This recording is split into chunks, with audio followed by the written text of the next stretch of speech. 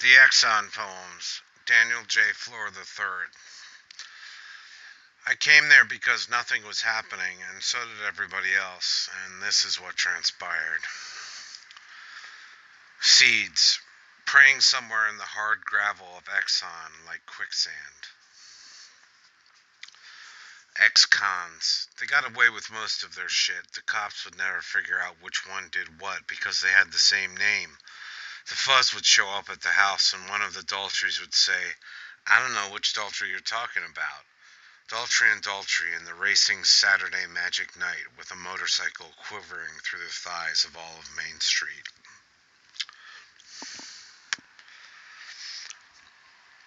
80s sin. Jacuzzis with built-in phones, 80s money, infernoed by Daltry's ex-wife. Once soap opera lush paradise, I want to tan and soak, read Good Housekeeping, and not forget the lemon pepper when we have Jim and Susan over for dinner. Left to be torn down in somebody's shitty pickup in 92.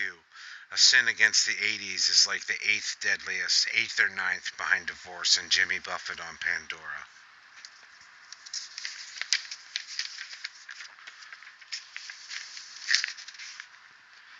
Jerk off. I walk home to jerk off to some 60-something one of the Daltrys bagged, saying mama on the street without meaning to. I don't know why.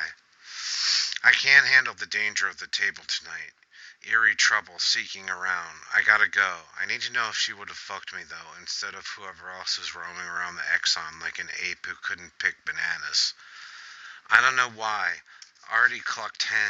I want so fucking bad straddling the table, putting her hair back like cum on my jean zipper, talking to me about baking pumpkin pies for Thanksgiving, trying to sound homely and home cooking holiday type shit. Still, when I get home, I jerk off to her anyway and pretended she took care of me the rest of the night. Me, lying on the couch. You tired? Her. Let's rent a movie.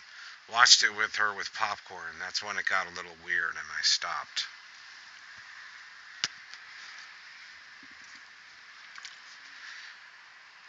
Bitchin' like you wouldn't understand. All Daltrey does is bitch, and when he bitches, it explodes like a car just blew up in the parking lot that nobody notices. And the thing is, you never know what he is bitching about. I guess he's too upset for that to be important. Not only that, but you better fucking agree with whatever it is he's bitching about, or he'll go apeshit even more. You get a sense of it, of what the fuck he's saying, and you sort of hesitantly dance around him with a long pole, looking for something you can grab onto. Or he can, since he's so upset he doesn't even know what the fuck he's talking about anymore either. So you both sit there conversing, not having a clue of what the other is saying. One thing is certain, though, whatever it is, it's a goddamn atrocity. Burned. Picnic table. Solomon. Let's try that again. Burned. Picnic table. Solemn. Midnight Purple bonfire party. Grateful Dead. 678 six-packs and a running joke. Community cigarettes. You need a pizza that you can see, but it isn't there. Behind some slime night and a bike night, social anxiety, bait machine, grubby-handed kids waiting to put a hook in just to watch it go through, and the grandfather doesn't give a shit that they're eating Snickers, spoiled chocolate hands all on the peanuts. Tab. My tab will only get me through the next week. I gotta crawl in like some Netflix documentary for the suburbanites to watch and ask Yusef to double it, even though he won't do shit for fear of losing his job, for giving out tabs, which I taught him, which is good, but evil temptation to fuck it Yusef mentality, swiftly at the register and steps to death. $5.95 for my favorite cheeseburger. You'll make it all back, plus $1 more per item. Makes me want to scrape walls, I always pay it back. Bust. Are they dealing drugs? That's the whole game. I can't really know. Prayers in the worn picnic table wood like dilapidated Jesus and his cross. For everyone at this godforsaken Exxon. Across the street, the graveyard is silent like it's not there, just the way death is. Blows. Are inserted, gangsta playing Jesus, black guy. Got his white girl finally built up oppressive angst released up her butt fuck.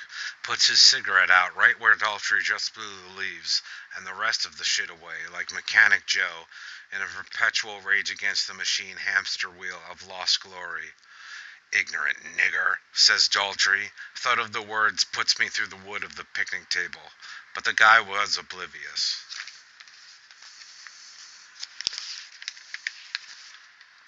Protection. Protection. The other Daltrey needs to wear his helmet on his motorcycle. His sister gives him shit if he doesn't. I sit there with his sister's voice inside her kitchen. Afternoon lighting and something about remember mom and her ziti on Sundays, and remember how she'd get so upset at Jesse for coming over and opening up the stove to check on it and ruin it, and she'd swat at him with her oven mitt and say, "You're gonna ruin the whole thing for us. Now get. You need a good meal. You're so frail and picking around." She couldn't wait to give it to him. Yeah, I remember. God rest her soul. Other Daltrey, have you been listening to your sister and wearing your helmet? Slot slut. She was suburban white with razor sunglasses at the cash machines, and I could have sharpened my pencil on the side of her just back from the shore tanned legs, but I didn't want to touch her or her tennis cap pulled down almost to the rims. She cut her nail trying to get the slot to stop on a fish with a gold worm stuck in its mouth, and I could see the blood in the cut, the little curls on the side of the green dollar bill of George Washington's face oozing out. Toilet shit. Somebody's gotta shit. They kept singing, working on the new toilet, but really the whole thing was flushed down the tubes from the get-go.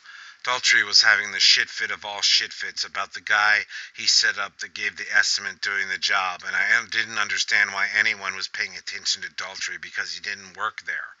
The fucking guy did this, and the other guy Ali hired didn't even know what the fuck that was.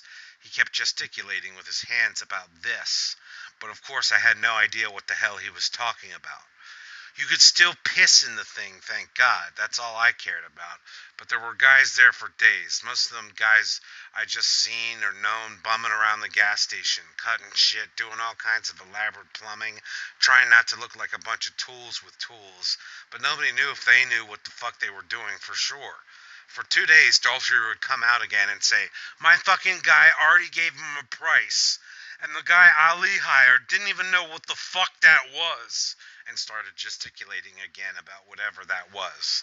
Ali was inside, dry sweating his ass off, looking like the wrath of Muhammad. Finally, it all culminated with the guy who sleeps out in the parking lot, who had been hammering on the same spot on the same piece of wood for 2 days, becoming the victim of temporary insanity, telling Ali he was going to punch him in the fucking face, with Ali yelling back, "Get out of my store, get out of my store, and never come back." I saw him the next day smiling widely in his chair in the back with a chipper, "Good morning, Dan. As for the bathroom, a panel inside is missing, and the pipes show now, and if somebody's gotta take a shit, they gotta hold it while they read a barely legible piss-only sign duct taped to the door written in dying black permanent marker." Now I'm going to take a drag off my cigarette from that.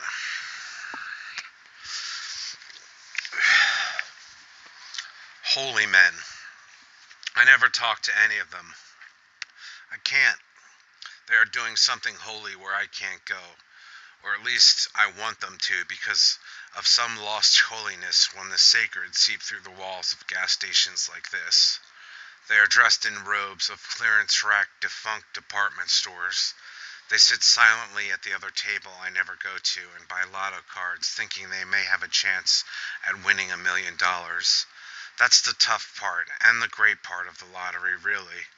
They sit there at the patio picnic table like it's marble, and they are in a garden smoking with their sandals on from India, Asia, Afghanistan, everywhere. 1 million different guys from 1 million different places. What sea did they all drift in from?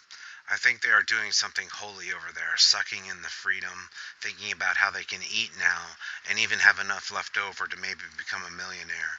Thinking, hey, wait, I'm rich already in comparison to where I've come. Like myself, I'm rich compared to what was once taken from me. robes in the afternoon sun that I can never quite see because they are moving somewhere in heaven, deep copper penny brown skin wrinkles through eternity. Daltrey's heart. You got a good heart, I'd tell him when I'm afraid he's going to go too far and lay out a guy. 2 days ago, this stopped working. I didn't know what he was talking about, but I'm pretty sure it was his heart. And I couldn't move. And they said, "What's wrong?" And I said, "Give me a couple of seconds, I'll be fine, and then I can move again." My neighbor said she was going to give me massages to help. She said because when she thinks of all the people who I've helped, she wanted to do something for me because nobody helps me. And he started crying. The fucking place told me they were going to see me right away. That was 2 months ago. Hospital red tape wrapping around him till he gagged, more tears like that of an empty sanctuary, crying, holding onto the pews, wrapping his arms around our Lord. You have a good heart, Daltrey, even if it doesn't work all the time. It's the rest of the world who's is out of whack. Flowers. Exxon flowers in the unholy night.